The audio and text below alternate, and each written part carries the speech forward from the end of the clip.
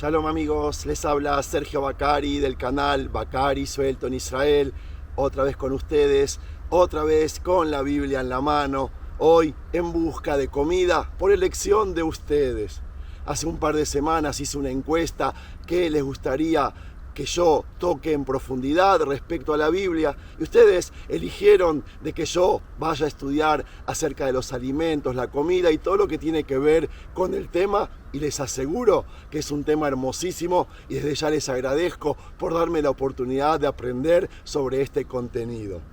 Amigos, les quiero dar las gracias a los que siguen visitando la tienda virtual donde pueden adquirir camisas como estas de Jerusalén, miren qué lindo diseño, gorros como este, y quiero también dar gracias especiales, muy especiales, a todos los que me están saludando para desearme mejoría, aunque realmente no la necesito, estoy perfecto 100% como me ven, un poquito herido, pero no pasa nada, nada nos va a detener, ni nadie nos va a detener a hacer lo que nosotros más nos gusta, que es pasear, es recorrer la tierra de Israel, la tierra santa, y transmitir desde aquí, desde el lugar de los hechos, los contenidos.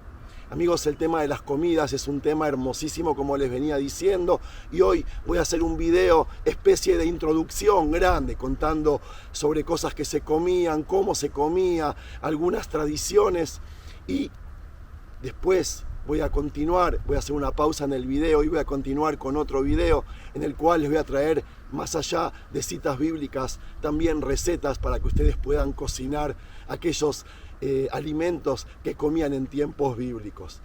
Estoy en un lugar que se llama Nahal Amud, que vendría a ser el Valle Amud. Otra vez vamos a caminar sobre aguas, como lo hicimos la otra vez en la Galilea Occidental, pero ahora estamos en el Galil Elión, en la Alta Galilea. Vamos a caminar por aguas puras, limpias, por una especie de selva, un paseo hermosísimo que les aseguro no va a tener ningún desperdicio. Empecemos, amigos. Amigos, ya estoy abajo y empezamos a caminar. Y este es un video para que nosotros podamos entender qué comían los profetas y personajes de la Biblia. ¿Cuál era la dieta de los personajes del Antiguo Testamento de la Torá? Les cuento de que su alimentación era variada y saludable. Ellos tenían una dieta que correspondía a la flora y fauna de zonas desérticas como estas. Es verdad que ustedes aquí ven y van a seguir viendo mucho verde, pero les recuerdo que el 60% de la tierra prometida es desértica, incluida la zona de Jerusalén y los montes de Judea.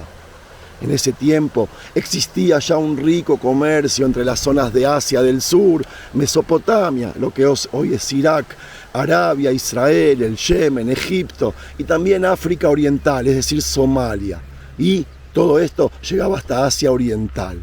Por allí circulaban, entre otras muchas mercaderías, las especies para la comida, los ungüentos y óleos para el uso religioso y para el embellecimiento personal, además de los frutos secos y los disecados. Si la comida y la bebida son el reflejo de la historia y geografía de los pueblos, en los que se refleja su cultura y su religión, estos son los productos que comieron los personajes del Antiguo Testamento, que a propósito hoy en día son considerados muy saludables, como les dije. Vamos a comenzar con la leche. En Éxodo ya aparece la tierra prometida como aquella en la que emana leche y miel, y no en vano. La leche, por lo general, era de cabra o de oveja. La de vaca, les cuento, no era apreciada porque se descomponía demasiado pronto. No había neveras, heladeras o refrigeradores. Luego estaba el pan, que era el alimento básico que se hacía con cebada y trigo, aunque el de trigo era el mejor. Estos se elaboraban en forma de tortas de distintos tamaños que se tostaban sobre piedras salidas del fuego. El pan, les cuento, era compartido entre los comensales y se partía con las manos.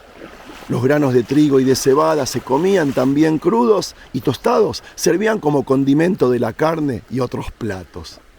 Les cuento que cuando se molían estos cereales en forma gruesa, se convertían en sémola muy apreciada. En el próximo video, como les dije, les traeré recetas bíblicas y verán que las lentejas son las estrellas. Por un plato de lentejas, Esab, el hijo de Isaac, vendió su primogenitura a su hermano Jacob. Amigos, miren qué hermoso paisaje este, qué linda naturaleza que tenemos en la tierra de Israel. Les cuento que el aprecio a las lentejas se debía a sus cualidades nutritivas que por supuesto ellos las sabían. Además, comían otras legumbres como las habas, mijo o los garbanzos. Ustedes se preguntan por el dulce. Por supuesto que había. Ellos comían mucha miel. En esos tiempos de los patriarcas, reyes y profetas no se conocía el azúcar ni las papas. Estos vinieron después con la conquista de Colón de las Américas. Entonces, ¿qué hacían? Para endulzar un plato o postre se usaba la miel de dátiles. También se sacaba el dulce de los higos, molocotones y por supuesto la vid.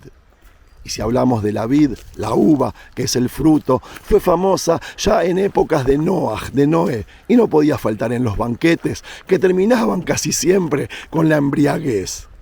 Así, por ejemplo, encontramos en el libro de Esther, que embriagó al Asuero, en el de Judith, que embriagó al rey Holofernes, y otros que lograron salvar al pueblo de Israel en sendos banquetes. Otro alimento famoso era el higo, que en cuanto a las frutas se destacaba por sobre todo el resto. Los higos se dejaban secar y una vez secos se les ponía miel y almendras, un manjar. Y si dije manjar, lo que abundaba en los manjares eran las especias, algunas de las cuales eran muy costosas porque debían de importarse de países lejanos. Las especias no eran solo condimentos, también se utilizaban para el embellecimiento, para ritos religiosos, para entierros y para el embalsamiento de cadáveres. Y si se preguntan por carne, los personajes bíblicos también comían de la caza y de la pesca, como se desprende de los rebaños de cabritos, corderos y ovejas, vacas, y también de las cazas de ciervos.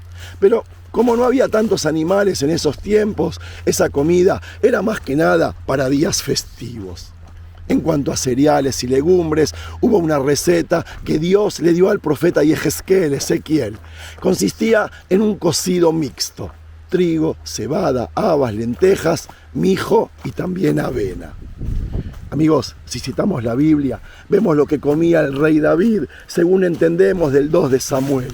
Nos dice lo siguiente: trajeron catres, mantas, jarras, vasijas, tríos, cebadas, harina, grano tostado, habas, lentejas, miel, leche cuajada y queso de ovejas y de vaca. Se lo presentaron a David y a la gente que estaba con él para que comieran. Porque decían, la gente está hambrienta, cansada y sedienta de tanto caminar por el desierto. Eso sí que era un manjar suculento de reyes. Pero podemos apreciar que todos los platos de la Torá tienen un denominador en común. ¿Saben cuál? La simplicidad, por supuesto.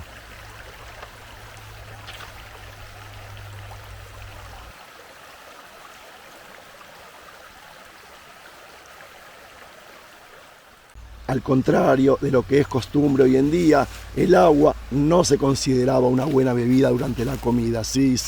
El mal sabor y olor del agua contaminada era la principal razón. Lo que sí hacían era mezclar ese agua con alguna otra cosa. El agua de los ríos que fluía en las grandes ciudades no era como esta que estamos viendo ahora. Ella estaba contaminada por toda la cloaca, digamos, que se tiraba ahí, por las alcantarillas que desembocaban en ella. Ahí no habían aguas residuales, por supuesto. El agua del río se utilizaba principalmente para lavar la ropa y menos para bañarse. El agua de pozo, se preguntan, es verdad, era más limpia, pero debido a la necesidad de llevarla a casa, se usaba principalmente para cocinar. Les cuento de que la bebida más aceptada durante las comidas era la bebida alcohólica, normalmente cerveza o vino. La cerveza se consideraba más saludable y nutritiva que el agua, además de buena para la digestión.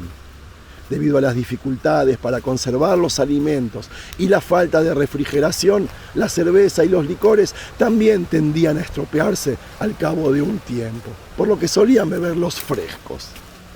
Entre paréntesis, les cuento de que tenía una graduación alcohólica inferior a la que nosotros conocemos hoy en día. No se preocupen, no vivían borrachos. La leche solo la bebían los bebés, ancianos o enfermos y se solía utilizar como materia prima para la elaboración de quesos y otros productos lácteos. ¿Saben por qué? Por la dificultad de conservarla al carecer de refrigeración.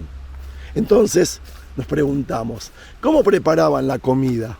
En breve les cuento de que se cocinaba exclusivamente a fuego abierto. El combustible era la madera y el utensilio de cocina más común era una olla colgada sobre el fuego. Utensilio que mantenía el suministro líquido de los alimentos, que normalmente eran gachas.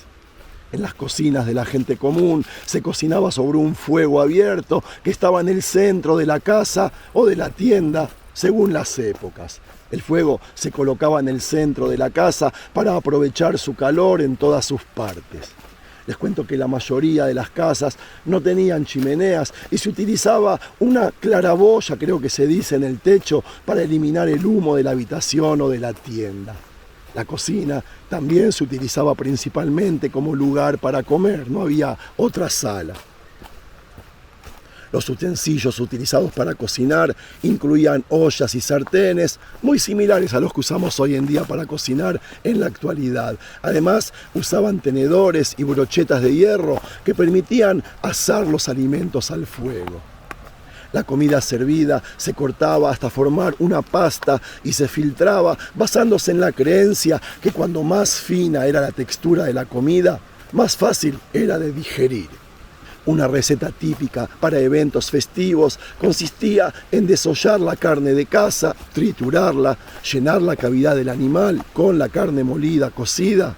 Luego les agregaban otros ingredientes y así servir al animal entero. Sí.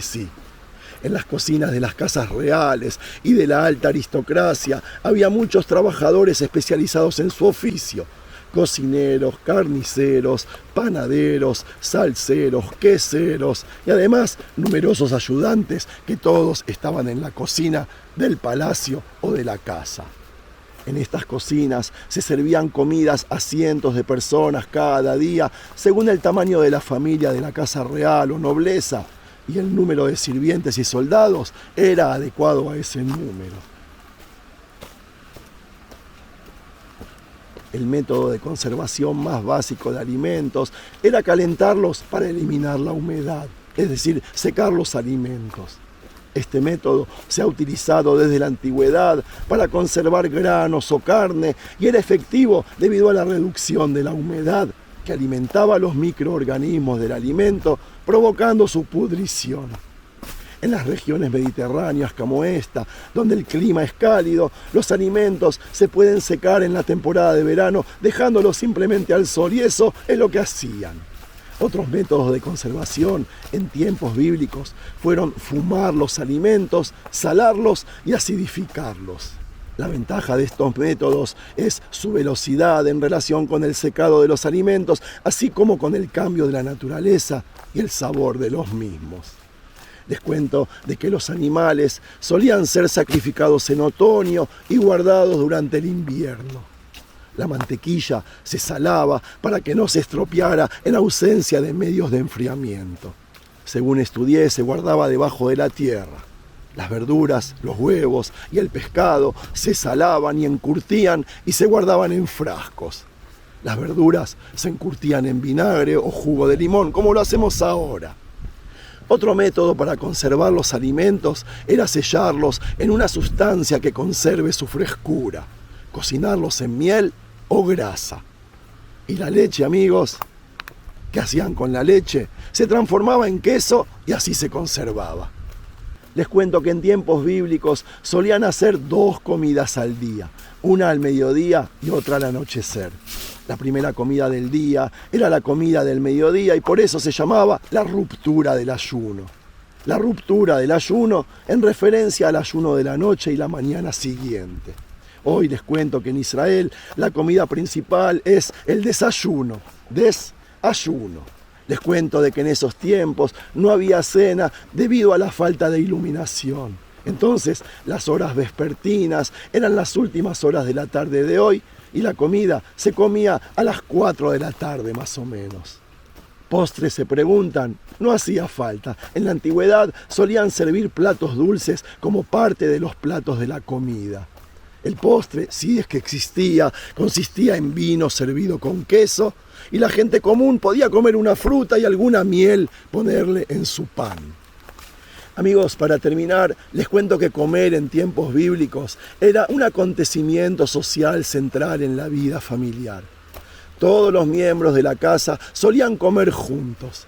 La gente común comía juntos una comida rápida antes de ir a trabajar y por la noche comían juntos la comida principal del día.